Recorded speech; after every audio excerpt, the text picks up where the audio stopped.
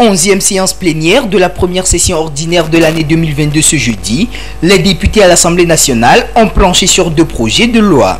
Le premier projet de loi porte sur la modification de la loi numéro 2007-001 du 13 mars 2007 relative à la décentralisation et aux libertés locales, modifiée par la loi numéro 2018-003 du 31 janvier 2018. Le deuxième projet de loi modifie la loi numéro 2019-018 portant attribution et fonctionnement du district autonome du Grand Lomé. S'agissant du projet de loi relatif à la décentralisation et aux libertés locales, la rélecture touche certains points, à savoir l'exécution des compétences partagées entre l'État et les collectivités territoriales, l'interprétation de certaines compétences par les collectivités territoriales, les dispositions relatives à la destitution du maire et de ses adjoints, le rôle dévolu aux conseils régionaux. Par ailleurs, certaines innovations ont été introduites et sont relatives à la création des groupes d'élus au sein des conseillers municipaux et régionaux pour instituer plus de cohésion au sein des élus. Cette modification prévoit l'institution d'une conférence territoriale de l'action publique dans les régions en vue de soutenir l'exécution concertée des compétences. Des modifications ont également été apportées dans la durée des sessions des réunions des conseils municipaux et régionaux. En ce qui concerne le projet de loi portant attribution et fonctionnement du district autonome du Grand Lomé, la modification vise à clarifier et à détailler les attributions des différentes collectivités territoriales qui cohabitent sur le territoire du district autonome du Grand Lomé. Et c'est à l'unanimité des députés présents que ces 2 projets de loi ont été adoptés. Le grand parti Union pour la République de la majorité parlementaire se réjouit de toutes les avancées démocratiques en matière de gouvernance locale et reste totalement disponible à accompagner le gouvernement dans l'amélioration de ce processus pour plus de modernisation et d'efficacité institutionnelle et organisationnelle de nos collectivités territoriales. Ces modifications, nous les avons appelées pour certains de tous nos voeux et nous sommes satisfaits que ces clarifications apportées donnent la lisibilité nécessaire au bon fonctionnement des collectivités territoriales. Ces modifications que nous avons apportées aujourd'hui s'inscrivent donc dans un processus de renforcement du cadre législatif et de clarification des attributions des différents acteurs impliqués dans le processus de décentralisation. Pour le commissaire du gouvernement, Payadou Aboukouessi, l'adoption de ces 2 projets de loi permettra une meilleure compréhension et interprétation des tests relatifs à la décentralisation et aux libertés locales et de mieux connaître les attributions et fonctionnement du district autonome du Grand Lomé. La mise en œuvre de ce nouveau test nous permettront de clarifier certaines dispositions et surtout permettront que la décentralisation soit mieux comprise et qu'elle soit plus renforcée. Le gouvernement s'engage à mettre en œuvre donc ces lois que vous venez de voter. La séance a permis également aux élus du peuple d'ouvrir le débat d'orientation budgétaire sur le document de programmation budgétaire et économique pluriannuel DP-BEP 2023-2025. Les échanges ont permis aux députés de donner leur avis sur ce document. Tout en présentant ce document, le ministre de l'économie et des finances a relevé les grands axes et les secteurs prioritaires qui sont pris en compte dans l'élaboration de ce document. Les secteurs prioritaires de la feuille de route gouvernementale, le social, l'axe 1 qui à lui seul va disons mobiliser plus de 50% des ressources et puis les autres aspects, notamment l'agriculture. Nous avons élaboré une stratégie de la dette publique qui soit une stratégie soutenable. Donc la dette publique, la politique de la dette publique sera une politique soutenable dans les 3 prochaines années et nous respecterons toutes les normes et les critères en la matière de sorte à ce que le risque de surendettement soit un risque faible, modéré à faible. Il est à noter que la Commission des finances a formulé quelques recommandations qui seront soumises au gouvernement.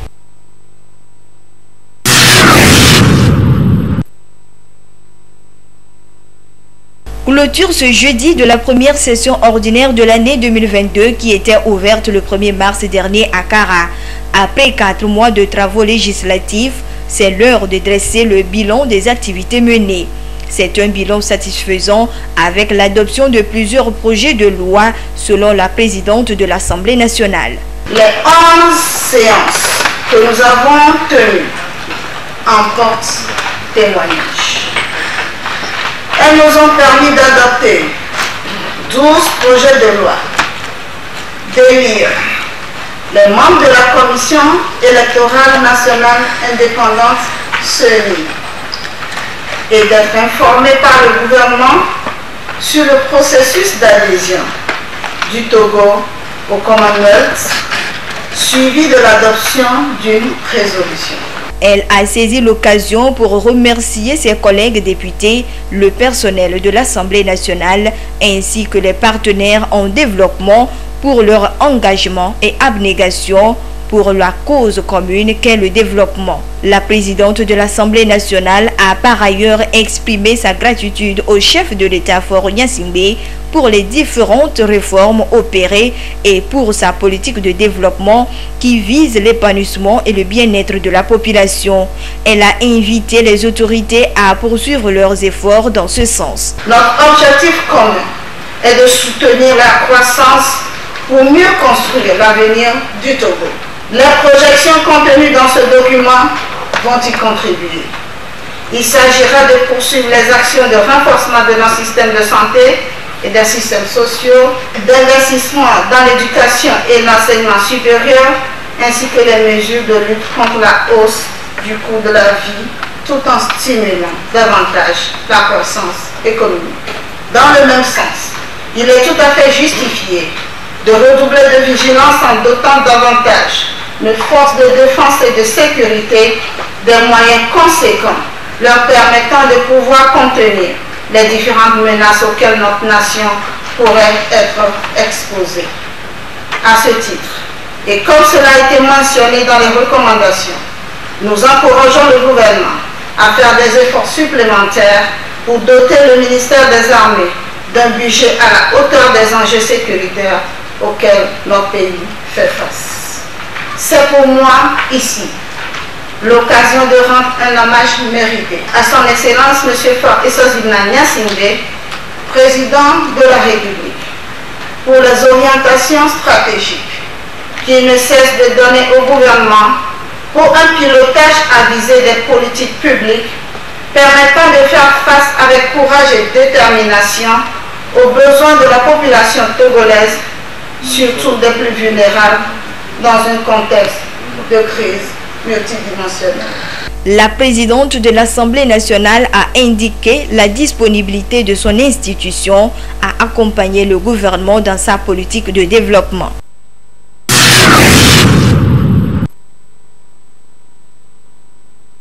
Le rêve de tout individu de nos jours est de se réaliser, fonder une famille et mettre celle-ci à l'abri de toute intempérie. Dès lors, vient le besoin d'avoir un toit ou une habitation pour servir de protection et de cadre de vie. Sauf que dans nombre de cas, la réalisation de certaines de ces habitations, souvent confiées à des personnes non aguerries dans le domaine du bâtiment, peut s'avérer un danger pour les habitants. Entre éventuelles fissures de murs ou fondations mal faites pouvant conduire à un écroulement de la construction, les risques sont nombreux. C'est donc pour éviter d'arriver à ces situations souvent désagréables qu'un personnage est plus qu'important. Lui, c'est l'architecte. Professionnel du bâtiment et de la construction, il définit avec assurance les fondements ou principes de base pour la bonne réalisation de l'ouvrage. Un architecte, c'est un professionnel formé pour pouvoir concevoir des plans, des projets d'architecture et pour suivre également leur exécution. L'architecte est, comme qui dirait, le chef d'orchestre. Les maçons, les ingénieurs et tous ceux qui travaillent dans le bâtiment en général, nous collaborons avec eux et nous orchestrons tout le mouvement, tout l'acte de bâtir tout autour du projet. Cependant, l'architecte dans la réalisation d'un ouvrage doit tenir compte d'un certain nombre de critères. Des critères qui, selon les spécialistes du domaine, détermineront la qualité ainsi que la durabilité de l'ouvrage. Chaque projet d'architecture, pour les bâtiments que nous sommes en train de construire, pour les projets dans la ville en général, il est important d'impliquer les architectes, les professionnels du bâtiment, qui déjà vont proposer d'abord, ne serait-ce que pour le paysage architectural, des bâtiments dignes de ce nom. Et ensuite, dans l'usage de la chose, des bâtiments de qualité. Donc on parle de l'esthétique, on parle de la fonctionnalité, on parle de la durabilité. En général, on parle de la qualité du bâtiment et de la qualité du bien-être de ceux qui l'utilisent. Même si depuis longtemps, s'offrir les services d'un architecte a été considéré comme un privilège réservé aux plus nantis, ce n'est plus le cas de nos jours, rassure ce professionnel de la construction. Ainsi donc, il convie chaque personne voulant assurer sa sécurité et celle de ses proches à toujours consulter un architecte avant tout travaux de construction. On dit que les services des architectes sont coûteux. Imaginez quelqu'un qui dépense, par exemple, je dis 200 millions pour construire un bâtiment. Et il ne s'attache pas au service d'un architecte. Et plus tard, on lui annonce qu'on doit démolir ce bâtiment-là parce que ça ne respecte pas les normes. Est-ce que là, on dirait que l'architecte est coûteux? Notre travail, c'est de concevoir pour l'être humain, pour le confort de la personne qui va utiliser le bâtiment. Ne pas faire recours au service de l'architecte, c'est s'exposer à concevoir quelque chose qui ne sera pas praticable, qui ne sera pas fonctionnel. Et lorsque vous consultez un professionnel, l'avantage c'est qu'il voit ce dont vous avez besoin. Il discute avec vous, connaît votre besoin, votre budget pour réaliser la chose et vous fera une conception pour un projet sur mesure. Non seulement par rapport à votre budget actuel, mais pour vous faire une prévision pour le futur. Rappelons qu'au Togo, plusieurs innovations ont été apportées dans le domaine de l'architecture pour moderniser le secteur.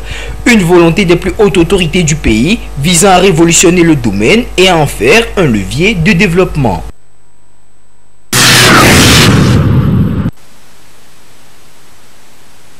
La situation de sécurité routière est de plus en plus inquiétante et préoccupante au Togo.